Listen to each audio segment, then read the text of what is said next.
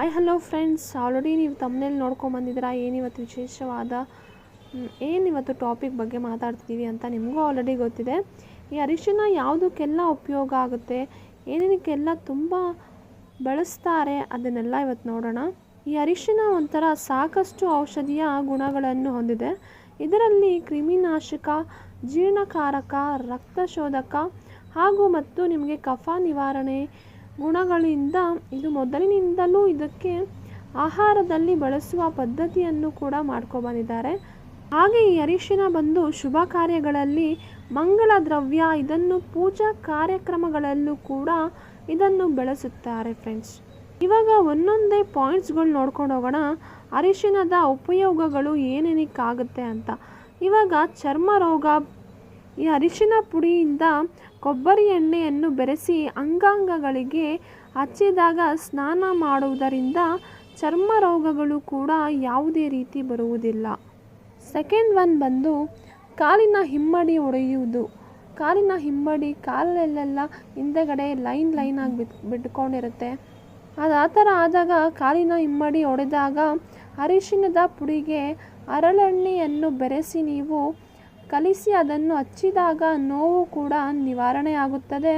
ಅದರ ಜೊತೆಗೆ ಹಲವು ದಿನಗಳ ನಂತರ ಬಿರುಕು ಕೂಡ ವಾಸಿಯಾಗುತ್ತದೆ ಫ್ರೆಂಡ್ಸ್. ಮೂರನೇದು ಬಂದು ಮೊಡವೆ. ಮುಖದಲ್ಲಿ ಇವಾಗ ಗುಳ್ಳೆಗಳು, ಪಿಂಪಲ್ಸು ಇವಾಗ ಜನ್ರೇಷನಲ್ಲಿ ತುಂಬ ಪಿಂಪಲ್ಸ್ ಎಲ್ಲ ಬರ್ತಾನೆ ಇರುತ್ತೆ.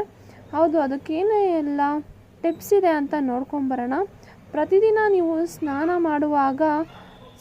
ಮಾಡೋಕ್ಕೆ ಮುಂಚೆನೇ ಅರಿಶಿನದ ಪುಡಿಯನ್ನು ಹಚ್ಚಿದರೆ ಮೊಡವೆಗಳು ಕೂಡ ಬರುವುದಿಲ್ಲ. ಊತ ಶರೀರದ ಯಾವ ಭಾಗದಲ್ಲೂ ಕೂಡ ನಿಮಗೆ ಊದ್ಕೊಂಡಿದ್ರೆ, ಕಾಲಲ್ಲಿ ಆಗಿರ್ಬೋದು, ಕೈ ಏನಾದರೂ ಊದ್ಕೊಂಡಿದ್ರೆ, ಎಲ್ಲಾದರೂ ಹೊಡ್ಕೊಂಡು ನಿಮಗೆ ಊದ್ಕೊಳ್ಳುತ್ತೆ ಅದು ಕೈಯೆಲ್ಲ. ಆ ಟೈಮಲ್ಲಿ ನೀವು ಆ ಥರ ಆದಾಗ ಅರಿಶಿನದ ಕೊಂಬನ್ನು ನೀರಿನಲ್ಲಿ ತೇಯ್ದು ಪಟ್ಟು ಹಾಕಿದರೆ ಸಾಕು, ನೀವು ಆ ಜಾಗದಲ್ಲಿ ಊತ ಕೂಡ ಕಡಿಮೆಯಾಗುತ್ತದೆ. ನೆಗಡಿ ಉಂಟಾದಾಗ ಈ ಅರಿಶಿನದಿಂದ ಏನೆಲ್ಲ ಉಪಯೋಗವಾಗುತ್ತದೆ ಎಂದು ನೋಡೋಣ. ಹಾಲಿಗೆ ಅರಿಶಿನದ ಪುಡಿ, ಶುಂಠಿ ಪುಡಿ ಸೇರಿಸಿ ಕುದಿಸಿದ ಹಾಲನ್ನು ಕುಡಿಯುವುದರಿಂದ ನೆಗಡಿ, ಕೆಮ್ಮು, ಗಂಟಲು ನೋವು ಕೂಡ ಕಡಿಮೆಯಾಗುತ್ತದೆ. ಈ ಅರಿಶಿನ ಪುಡಿಯಿಂದ ತಲೆನೋವು ಮತ್ತು ಮೂಗು ಕಟ್ಟುವುದಕ್ಕೆ ಏನಾದರೂ ಪರಿಹಾರ ಇದೆಯಾ ಅಂತ ನೋಡೋಣ ಬನ್ನಿ. ಹಾಗೂ ಈ ರಾಗಿ ಹಿಟ್ಟನ್ನು ಕೆಂಡದ ಮೇಲೆ ಉದುರಿಸಿ ಅದರ ಹೊಗೆಯನ್ನು ಸೇವಿಸಿದರೆ ಕಟ್ಟಿದ ಮೂಗು ಕೂಡ ಬಿಡುತ್ತದೆ. ಹಾಗೆ ನಿಮಗೆ ನೆಗಡಿಯಿಂದ ತಲೆನೋವು ಕೂಡ ಕಡಿಮೆಯಾಗುತ್ತದೆ ಫ್ರೆಂಡ್ಸ್. ಈ ಅರಿಶಿನ ಪುಡಿಯಿಂದ ಮೂಗಿನಲ್ಲಿ ತುಂಬ ಕೋಲ್ಡ್ ಆದಾಗ ನೀರು ಥರ ಸುರಿಯುತ್ತಿದ್ದರೆ ಅದಕ್ಕೆ ಯಾವ ಥರ ಪರಿಹಾರ ಇದೆ ಎಂದು ನೋಡೋಣ ಬನ್ನಿ. ಈ ಅರಿಶಿನ ಪುಡಿ ಮತ್ತು ಓಂ ಕಾಳಿನ ಪುಡಿಯನ್ನು ಬೆರೆಸಿ ಬೇವಿನ ಎಣ್ಣೆಯಲ್ಲಿ ಬಿಸಿ ಮಾಡಿ ಕುದಿಸಿ ನಂತರ ಶೋಧಿಸಿ 5 ಅಥವಾ 6 ತೊಟ್ಟು ಮೂಗಿನ ಹೊಳೆಯಲ್ಲಿ ಹಾಕಿದರೆ ಮೂಗಿನಲ್ಲಿ ಸುರಿಯುವ ನೀರು ಕೂಡ ನಿಲ್ಲುತ್ತದೆ. ಈ ಹಾಸಿಗೆಯಲ್ಲಿ ಮೂತ್ರ ವಿಸರ್ಜನೆ ಈ ಅರಿಶಿನ ಪುಡಿಯಿಂದ ಹೇಗೆ ಉಪಯೋಗವಾಗುತ್ತದೆ ಎಂದು ನೋಡೋಣ.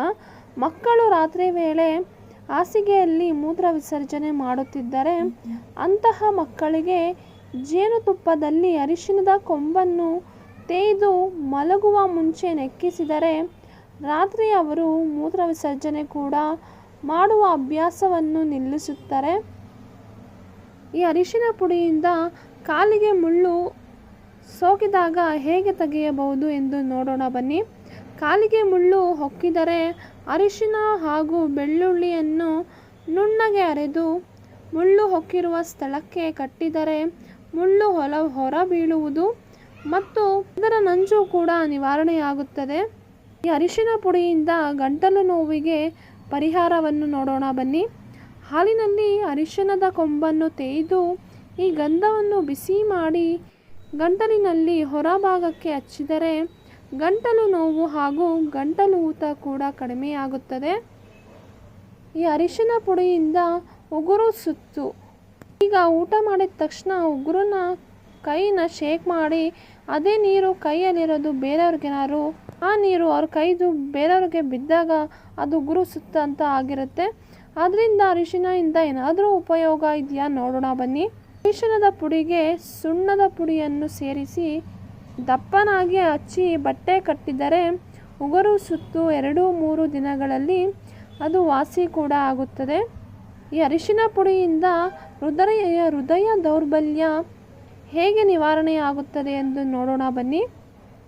ಹೃದಯ ದೌರ್ಬಲ್ಯಕ್ಕೆ ಅರಿಶಿಣದ ಕೊಂಬನ್ನು ಸುಟ್ಟು ಬೂದಿಯನ್ನು ಹಸುವಿನ ತುಪ್ಪ ಹಾಗೂ ತೆಂಗಿನ ಹಾಲಿನಲ್ಲಿ ಹಾಕಿ ಚೆನ್ನಾಗಿ ಮಸೆಯಬೇಕು. ಇದನ್ನು ಪ್ರತಿನಿತ್ಯ 2 ಬಾರಿಯಂತೆ ಹಲವು ದಿನಗಳು ಮಾಡಿದರೆ ಹೃದಯ ದೌರ್ಬಲ್ಯಕ್ಕೆ ನಿವಾರಣೆ ಕೂಡ ಸಿಗುತ್ತದೆ. ಈ ಅರಿಶಿನ ಪುಡಿಯಿಂದ ಯಾವೆಲ್ಲ ಉಪಯೋಗಗಳು ಎಂದು ನಿಮಗೆ ಅನಿಸಿತು ಎಂದು ಕಮೆಂಟ್ ಮಾಡಿ. ನೋಡಿರೋ ವಿಡಿಯೋಯಿಂದ ನಿಮಗೆ ಯಾವ ಟಿಪ್ಸ್ ನೀವು ಫಾಲೋ ಮಾಡಿದ್ದೀರಾ ಎಂದು ಕಮೆಂಟ್ ಮಾಡಿ ಫ್ರೆಂಡ್ಸ್. ಹಾಗೆ ನಿಮಗೆ ವಿಡಿಯೋ ಇಷ್ಟ ಆದರೆ ಲೈಕ್ ಮಾಡಿ, ಶೇರ್ ಮಾಡಿ ಆ್ಯಂಡ್ ಕಮೆಂಟ್ ಮಾಡಿ. ನಮ್ಮ ಚಾನಲ್ನ ಸಪೋರ್ಟ್ ಮಾಡೋದನ್ನು